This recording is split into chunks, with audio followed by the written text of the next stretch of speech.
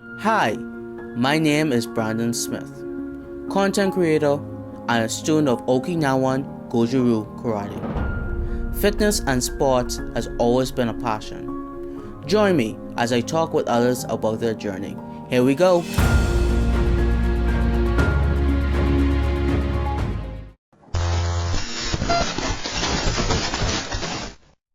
Good day, guys. Welcome back to the Fitness Dialogue. I'm here today with a special guest. She is a Okinawan Gojo-Ryu practitioner, and she's also a fellow classmate of mine. I'll allow her to introduce herself. Good day, everyone. My name is Christi Culmer Smith. I am the assistant instructor at Lead Karate Academy. I also train alongside Brandon, who is interviewing me as well. I teach at schools across the island karate, and I recently earned my black belt this year, my Shodan black belt this year. All right, Chrissy, how are you feeling today?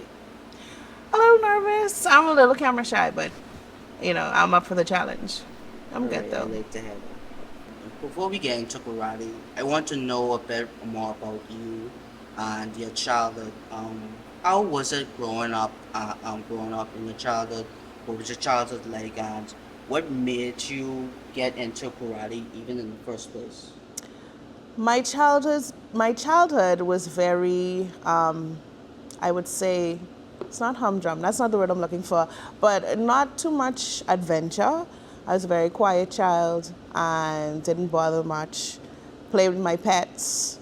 Though I said earlier I'm not a pet fan, but then I wanted to be a veterinarian, and very quiet in school, very to myself. I did play basketball, softball. I did do shot put and discus. So I'm not new to doing something athletic per se. But other than that, my childhood was very calm, neutral, I would describe it as. I went to St. Andrew's School. That's where I graduated from. I did the International Baccalaureate program. Thereafter, I stayed home. I went to Synergy, and I became a stay-at-home mom shortly after. How did I get into karate? Well, that's another long story. But my husband died during the COVID-19 pandemic, and my son was having a hard time coping with it, so I was looking for somewhere where, he could be, where there's a strong male presence. I found myself here at Lead Karate, and I realized I knew all of the terminology and everything as a parent, so I said, why not train myself? And that is how I began to train. First of all, sorry for the passing of your late husband. Thank you. What was your first experience like, even getting into karate? What was it like? My first experience was a huge culture shock. I would explain it to be completely far out of my comfort zone. But during that time, I was grieving heavily, so I wanted something to make me feel like I'm still present. You know what I mean? It was extremely difficult, as you would know for sure at Lead. Everything is something that you work for. Nothing is handed to you. I started to pick up on the blocks and stuff fairly quickly, though I knew the concept, but the execution wasn't as clean. And I was training alongside some adults, and then I transitioned over into the regular class where I met you guys. But very difficult, and I appreciate to this day that my instructor didn't take pity per se and say, oh, let me give her free passes. So it was definitely a great experience all the way through. Can you give some examples on how difficult it was going along in the classes and learning all this terminology, learning all the moves, really learning what this lifestyle really is? Well, some of the difficulty was, first of all, you have to learn all the Japanese terminology. So that was a little bit of a challenge as well, but that wasn't the biggest challenge. The physical portion was a little bit difficult. I am on the plus size, but I was able to keep up fairly well because I had no other choice. Either you keep up or you don't pass.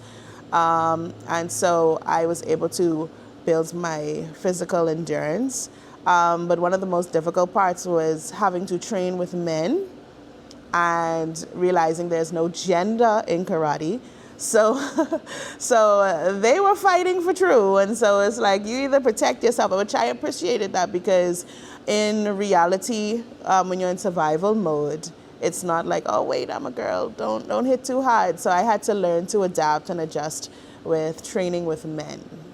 Sounds like a very is a very hard experience. Our instructor is definitely someone who definitely pushes us pushes us Definitely. hard. But Yes. what was the point during that time where you decided that you wanted to take karate seriously? It's a crazy story actually, and it's very shallow, but it's the story. When I began, my brother told me probably a year before I began, he said, Christy, you start things, you do not stick to things, and that played in my head like I really do not stick to anything I started. So when I started it, that same thing was playing in my head, and I said I wanted to be able to stick to this. So I did something, it's kind of radical.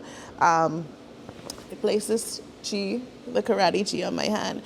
And I was a white belt when I did that, right? And I said, this is either going to be a reminder of my triumph or it's going to be a reminder of one of my biggest failures.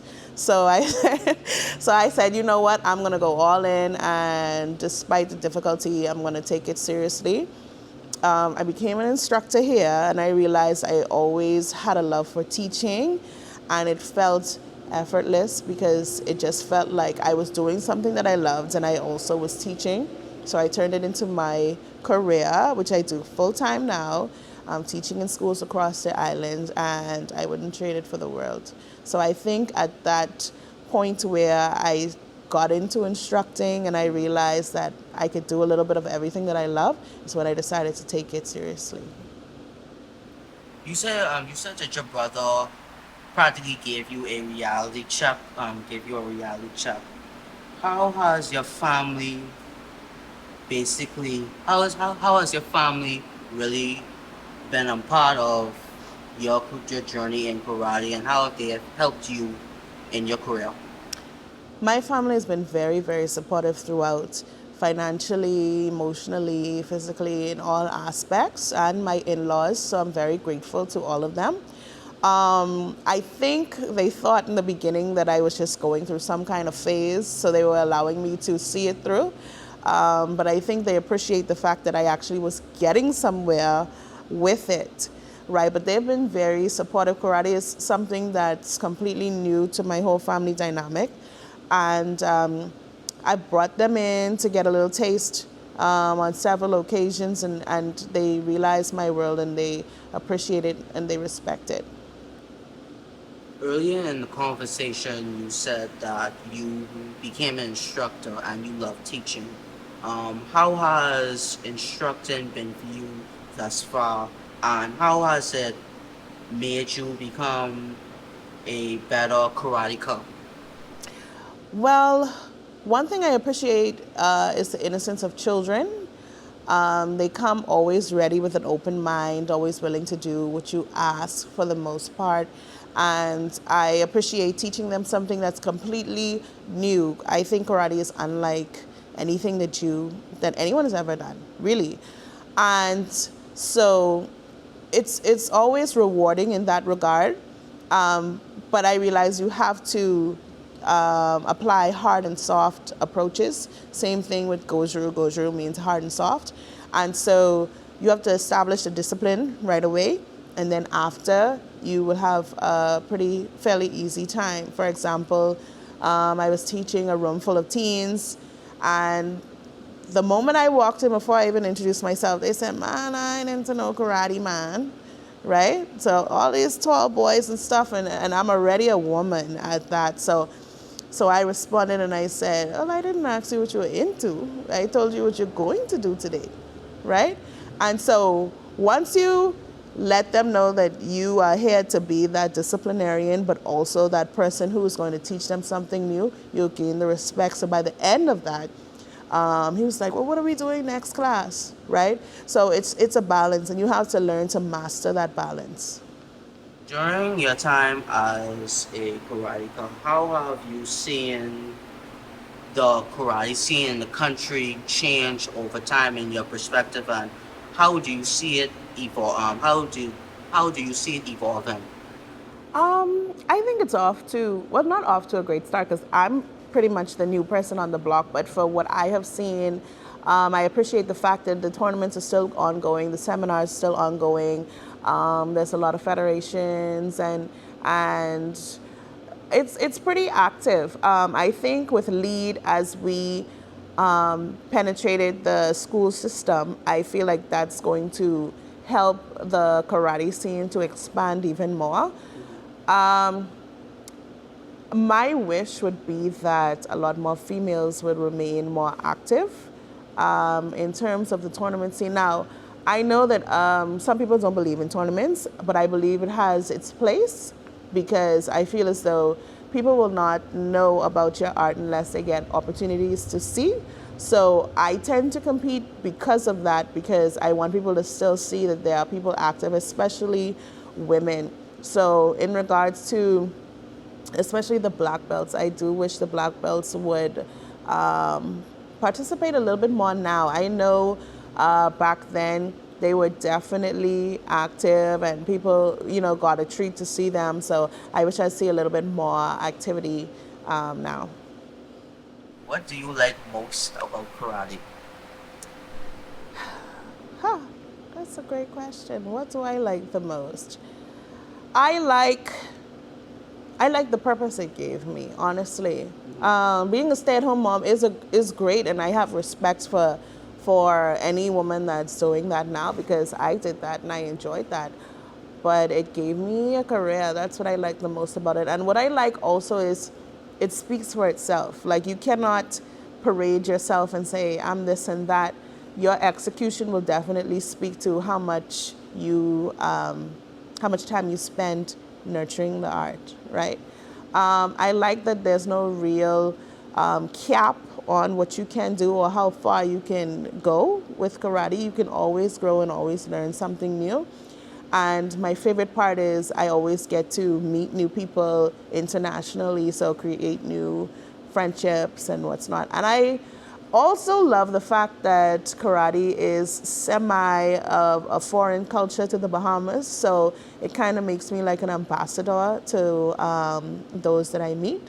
So those are the things I love about karate. What do you like least about karate?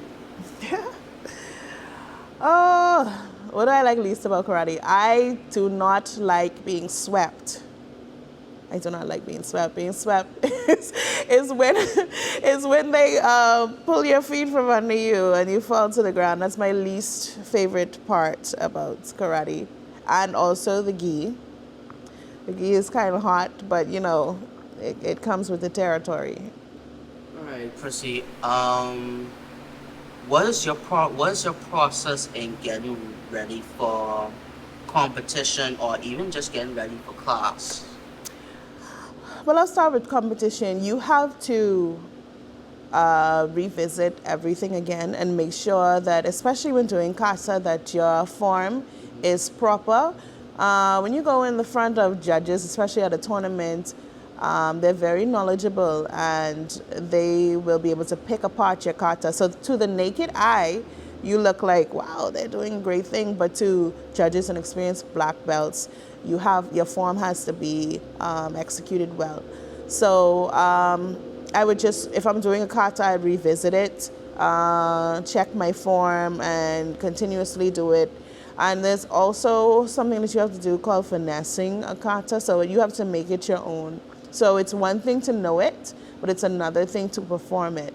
So that's really what I do. In terms of fighting, haven't really gotten a chance to fight in my divisions because there's not many women in my division, and if there are, they're not really interested in fighting. I'm not saying that there aren't any good ones, but the tournament scene for women is kind of scanty. In terms of class, preparing for class is just coming ready for whatever, because sensei, you just don't know what mood he's in that day.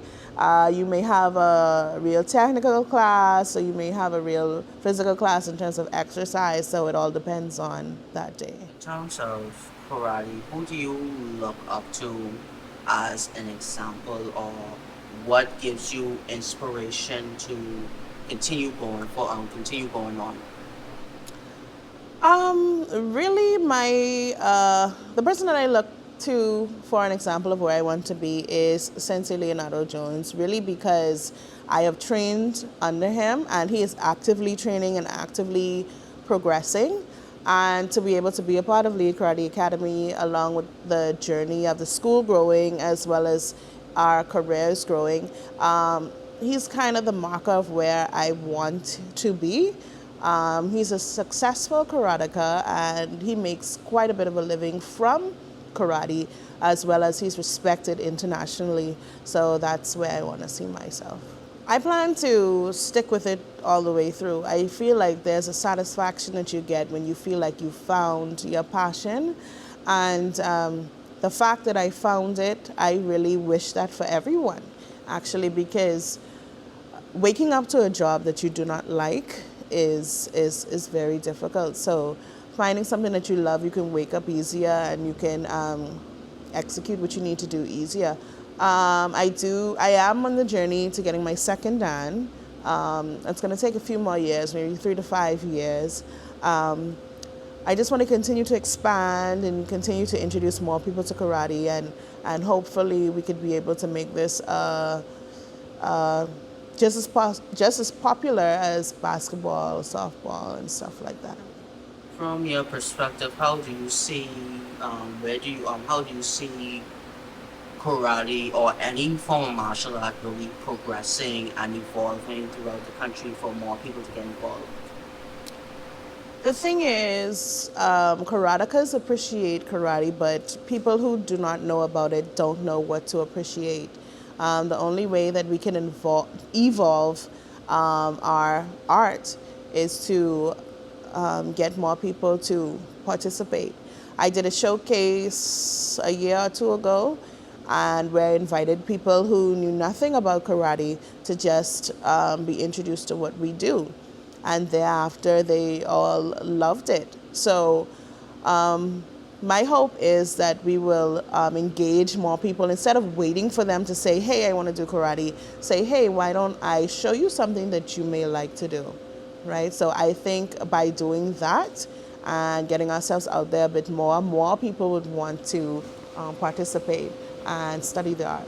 Chrissy, what would you say to someone who is apprehensive or maybe timid to start in karate? I know that karate is not necessarily a popular sport amongst many people. What would you say to those who may be interested but are a bit apprehensive? I would say, and this is an approach I take to life on the whole, try something at least twice. So you can say, okay, I did that. I tried it twice. It wasn't for me. I would say just to try it. I mean, I am not the typical poster person that you would imagine for karate, but here I am, and I am well respected for it. So I would say just try to, even if you reach out to our dojo, Lead Karate Academy, and you want to give it a try, at least try it and see how you feel about it. Because you never know what you may like until you step out of your comfort zone. Well, Chrissy, thank you for coming on to the show. I really appreciate your insight and everything that you had to say. I hope that God blesses you in your future endeavors. I hope to see you with your second Dan later on in the future. Thank you so much, Brandon.